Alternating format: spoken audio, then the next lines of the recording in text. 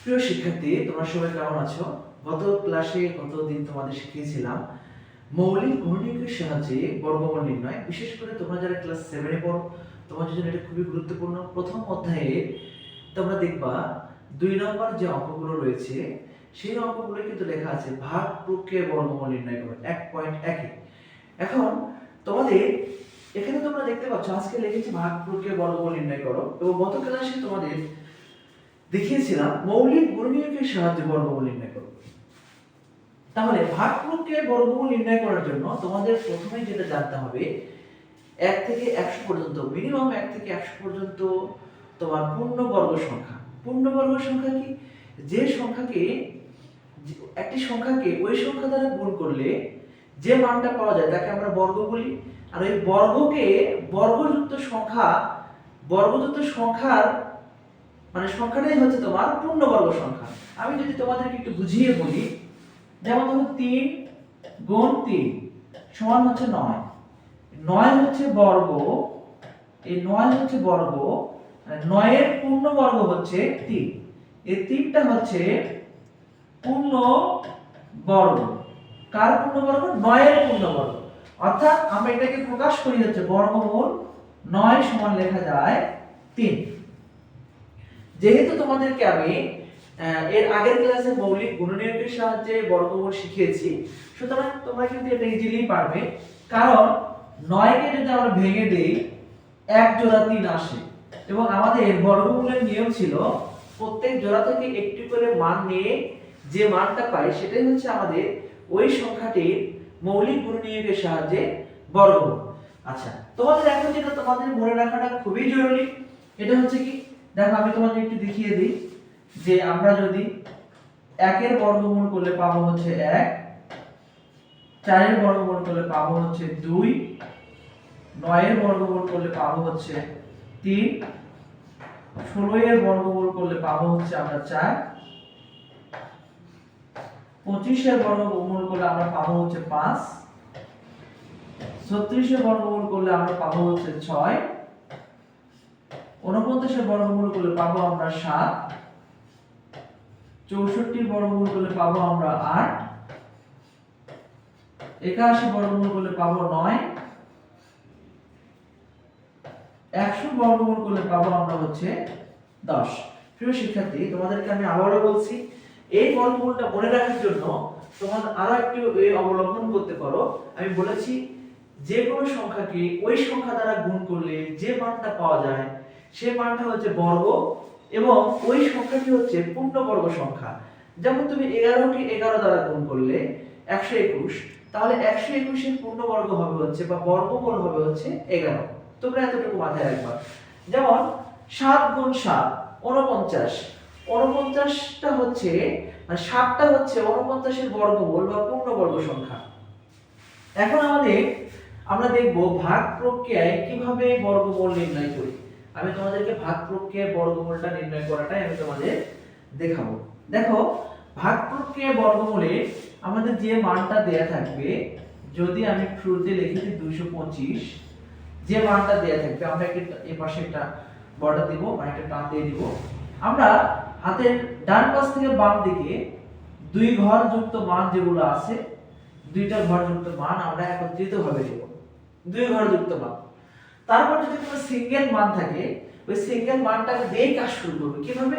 এখানে আমরা দেখতে পাচ্ছি সিঙ্গেল মান আছে 1, দুঃখিত 2, তার 2 এর চাইতে ছোট বা সমান পূর্ণবর্গ সংখ্যা কত? আমি ইতিমধ্যেই তোমাদের আলোচনা করে দিয়েছি যে বর্গমূল 1 সমান লেখা যায় 1, এবং বর্গমূল 4 সমান লেখা যায় হচ্ছে আমাদের 2। তাহলে এখানে এই যে 2, এই 2 এর কিন্তু কোনো বর্গমূল হচ্ছে না, বর্গমূলটা হচ্ছে 4 এর বর্গমূল হচ্ছে এবং 1 এর বর্গমূল হচ্ছে। তাহলে যে মানগুলোর বর্গমূল করলে পূর্ণ সংখ্যা আসে ওই মানগুলো আমাদের এখানে ব্যবহার করতে হবে। 2 এর চেয়ে ছোট সংখ্যা হচ্ছে পূর্ণবর্গ সংখ্যা 1, এবং 1 এর বর্গমূল আমরা এখানে 1টা লিখে ফেলবো। তারপর এখানে একটা টার্ম দেব, আমরা বিয়োগ করব, 2 থেকে 1 বাদ দিলে হবে 1। এখানে যে মানটা লিখেছি এই মানের আমরা দ্বিগুণ, অর্থাৎ 1 এর সাথে 2 গুণ করে দেব, তাহলে 2 পাচ্ছি। এখন আমরা এখান থেকে 25টাকে সরাসরি নিচে নামাবো। নামানোর পর আমরা এখানে এমন একটি মান নিব, এখানে আমরা এমন একটি মান নিব যে মান দ্বারা এখানে একটা মান বসানোর পর, অর্থাৎ এখানে একটি অঙ্ক বসানোর পর যে সংখ্যাটা তৈরি হবে ওই সংখ্যাকে ওই অঙ্ক দ্বারা গুণ করলে আমাদের এই মানটার চাইতে ছোট অথবা সমান হবে, ছোট অথবা সমান। যেমন আমি যদি এখানে একটা 5 বসাই, মানে 5 বসাই দিই, এখানে 5 বসিয়ে দিব, তার টোটাল হচ্ছে 25। 5 দ্বারা যদি গুণ করি তাহলে 5 5 কত হবে, এখানে 25 এর 5, 5 দ্বারা 10 আর 2 12, এটা 125। যখন ভাগশেষ মিলে যাবে আমার সঠিক উত্তর হচ্ছে 15, অর্থাৎ আমরা লিখতে পারি বর্গমূল 225 সমান লেখা যায় এই 15। তাহলে এই প্রক্রিয়াটা আমি আবারও একটু আপনাদের মানে তোমাদের একটু আবারও ক্লিয়ার করে দিব। আমি তোমাদের জন্য আরো একটু সমাধান করব, আমি চাচ্ছি তোমাদের এটা ক্লিয়ার হয়ে যায়। দেখো আমি তোমাদের এখানে লিখলাম 625, ক্লিয়ার? খেয়াল করো 25 কে আমরা আন্ডারলাইন করলাম, এখানে মার্ক করলাম, বাকি থাকলো 6। তোমার জানতে হবে 6 এর থেকে ছোট পূর্ণবর্গ বা বর্গমূল করলে পূর্ণ সংখ্যা আসে এরকম সংখ্যাটা কত? 4। কারণ তুমি ইতিমধ্যে তোমাদের দেখিয়েছি বর্গমূল 4 সমান লেখা যায় কত? 2। তাহলে এখানে আমরা 4টা লিখব এবং এই 4 এর বর্গমূল করে যে মানটা পাওয়া যায় সেটা এখানে লিখব। এখন আমরা 6 থেকে 4 বাদ দিলে পাবো কত? 2। এখানে যে মানটা বসিয়েছি এটা দ্বিগুণ, তাহলে 4 2 × 4। তারপর এখান থেকে আমরা এই 25টাকে কেটে নিব। এখন আমরা এখানে এমন একটি মান বসাবো যে মানটা বসাইলে যে সংখ্যা তৈরি হবে ওই সংখ্যাটা ওই মান দ্বারা গুণ করলে 225 এর চাইতে ছোট বা সমান হবে। তাহলে আমরা যদি এখানে 5 বসিয়ে দিই, এই যে 5 বসিয়ে দিই, এখন 45, তাহলে 5 × 5 = 25, 4 × 5 = 20 আর 2 = 25, এই যে 225। তাহলে এই প্রক্রিয়াটা তোমাদের জানতে হবে। আমি তোমাদের আরো একটি সমাধান করে দেখাই, তোমাদের যাতে সমস্যা না হয়। আমরা আরো একটি সমাধান করি। দেখো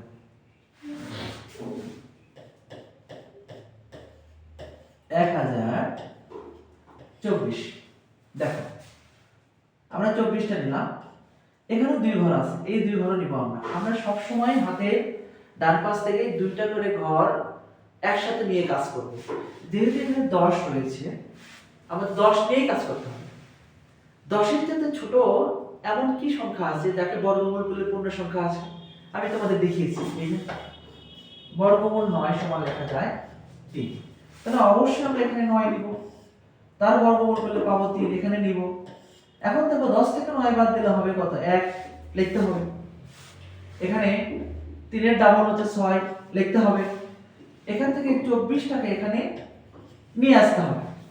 এখন খেয়াল করো, জাস্ট এখানে এটা 2 বসিয়ে দাও, এখানে তো বসাতেই হবে। তাহলে এবার 62কে 2 দ্বারা গুণ করি, না 4 6 12, তাহলে আমাদের ভাগফলটা 0। তাহলে অতএব আমরা বলতে পারি যে বর্গমূল 1024 সমান লেখা যায় 32। আমি আশা করি তোমাদের এরপরে ভাগ প্রক্রিয়ায় কোনো বর্গমূল সমস্যা হবে না। যদি কোনো প্রবলেম থাকে অবশ্যই কমেন্ট করে জানাবে অথবা ইনবক্সে নক দিবে। সবাই ভালো থাকবে, সুস্থ থাকবে, আল্লাহ হাফেজ।